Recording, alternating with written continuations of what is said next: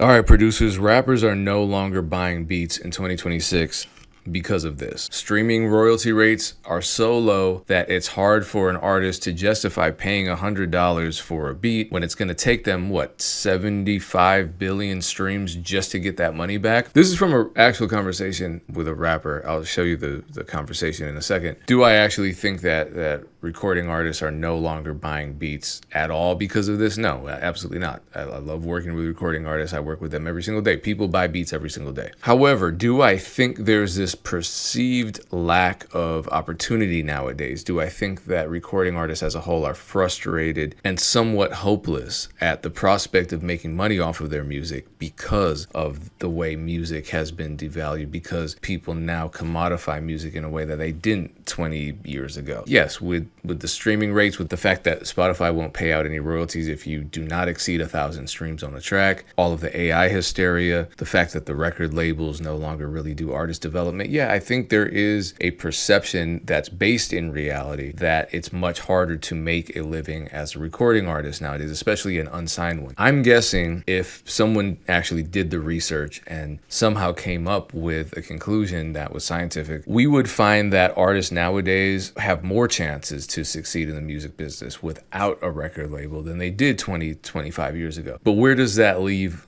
us as producers? Because here we are potentially fighting with a false narrative that could affect the way we interact with recording artists, with our potential customers, with our potential business partners. And that's a tough conversation. That's a nuanced conversation. So let's have that convo. Here's the screenshot though, so you can see what I'm talking about. As long as the second topic isn't AI. Oh, it is. Okay, Dave. So Suno, right? No, this is a thing I read on Threads, and this is from the street director. Actually, I could make this about AI because I'm pretty sure that profile is AI, but it says producers really out here charging $100 to $2,500 per beat. That's a hell of a range. That's like telling the police the suspect was being between 100 and 250 pounds. Knowing it takes 50 billion streams to make $2, the beat makers and videographers, now the videographers are catching shots, making more money off the artist's album than the artist is. This game is all messed up. Initial thoughts, Dame? If that really is AI, we're responding to it, then I'm going to be very upset. No, his photo was AI. I don't think his. No, people are this dumb for real. This has nothing to do with AI. Yeah, I mean, people are having different levels of success streaming. I know some artists where 2,500 wouldn't be a problem, and because they're making it and they care that much about their music, and if it was a beat or a producer they really wanted to work with, I don't think 2,500 is a crazy. Have I ever paid 2,500 for a beat? No. But people pay that and more if they're in a position to do so. So yeah, and streaming is not the only way you make money from music. So always comparing it to just streams is not the best case, like the best argument for not paying for beats. Ultimately you're building a world and you're going to make money from your world in a variety of different ways. So, and your music contributes to the world that you're building. So it's not a perfect analysis of how much you should pay for a beat, just basing it off streams. Yeah, you don't need a billion streams to make that back. No, it's a gross exaggeration, but on top of it, it's also just one of those things where you think, well, what does streaming have to do with producers? Why is that our problem? Why are the streaming royalty rates our problem? It's kind of like, last week we watched the video from Tricky Stewart, who's a producer, and he said artists get all the credit, but also all the blame. And I'm like, I feel like producers are getting all the blame across the board when it comes to the music economy, and just the ecosystem here, because we weren't in the rooms when all these licensing deals were negotiated and ultimately signed with the streaming platforms. We didn't set these rates. That shit hurts us too. And that's, I think one of the comments on that said, that's precisely why producers are charging for beats upfront, because the streaming royalty rates are so low, because if we do back end deals, we're not getting anything. So it's messed up the entire game, absolutely. But why are videographers, and I hear this a lot, videographers, producers, engineers, why are we looked at as the bad guys when we're trying to make a living, but we had nothing to do with these systems that you as a recording artist perceive as restricting your earning potential? Which, again, and I think you would say this too, Dame, if your earning potential is so fucked up now, it probably would have been as bad, if not worse, 20 years ago. Yeah, I mean, everybody catches shots here and there, I believe, because, it's not uncommon to have a very bad experience with an individual. And then that experience with the individual casts a shadow over the whole group of producers, the whole group of managers, the whole group of videographers. Because there are a good amount of people that don't know how to do business, they don't know how to negotiate. They are trying to get as much money as possible. And when you go through those experiences, now it's like, producers suck or managers suck because there's just a lot of misinformation, disinformation, shady individuals. And that just messes up your perspective, like going forward, like working with other people.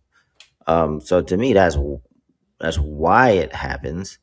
Um, but I don't think $100 is a lot for a beat at all. I think, you know, but I understand why they do that math, like, because, you just have to, everybody has to look at their own situation of what they're building and what music contributes to the world they're building.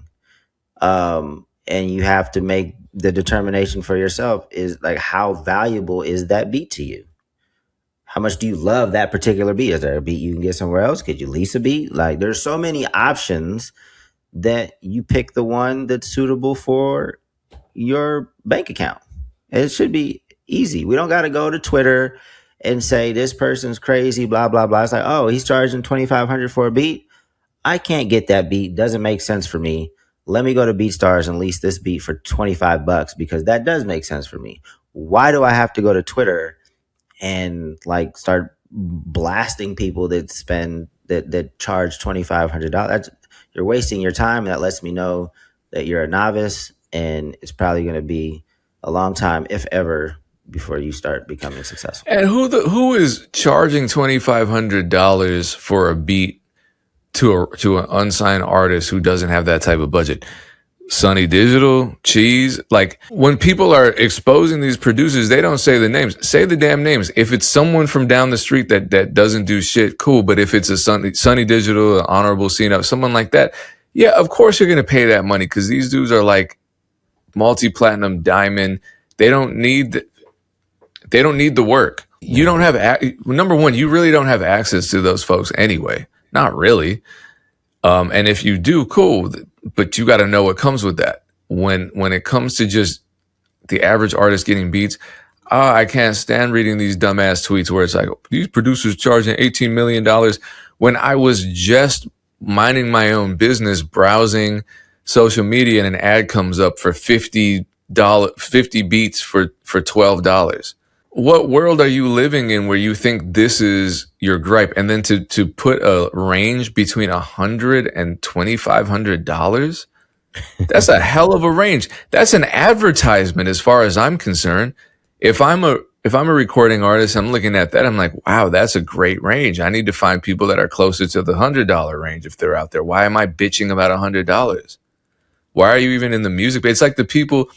I have to get this out of my system, Dame, because of the rules for next week. But like all the people who are like, oh, you expect us to hire a graphic designer because you think our AI flyers are ugly. Well, we're a small business. No shit, you're a small business. Guess what? Don't go into business if you can't run a business. That's my advice to everybody. Oh, you don't want to pay a graphic designer because you're a small business? You don't want to pay an engineer because you're a small business. You don't want to pay a producer because you're a small business. What made you want to start a business? No one starts a business thinking the whole reason I'm starting this business is so I can save money and never pay for shit.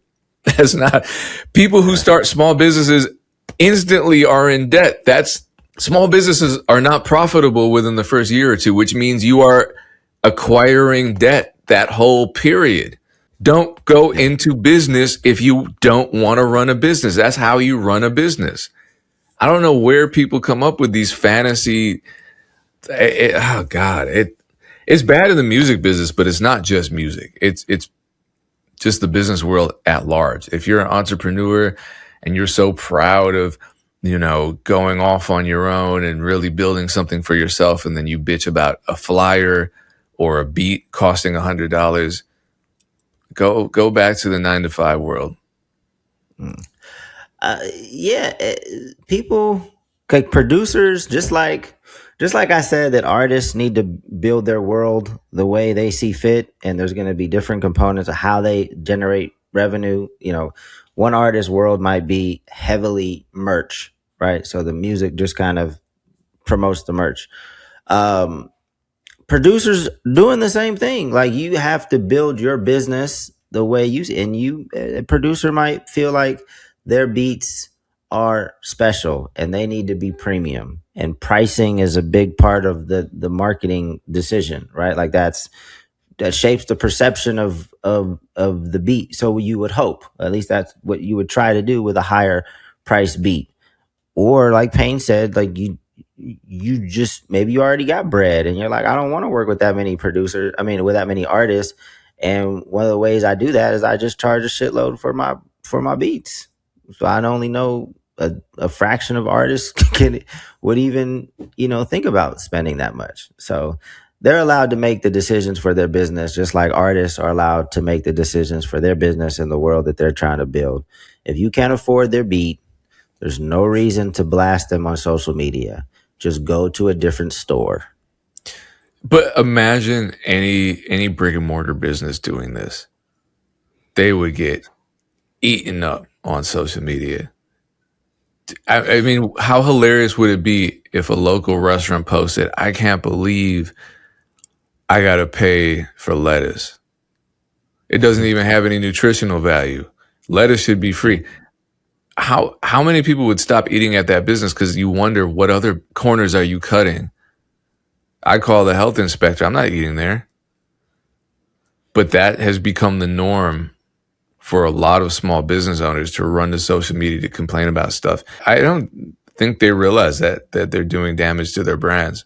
Stop going to social media for dumb shit, please. Just like, it makes you look crazy. If you really want to be in this business, and your social media usage is kind of like it's like your resume. It's how you present. It's their people's first perception of who you are. And if you go to somebody's page and they're just complaining about shit, that's not a good first impression. I should go to your page and see your work, see your world. Like, I should see an entrance to your world.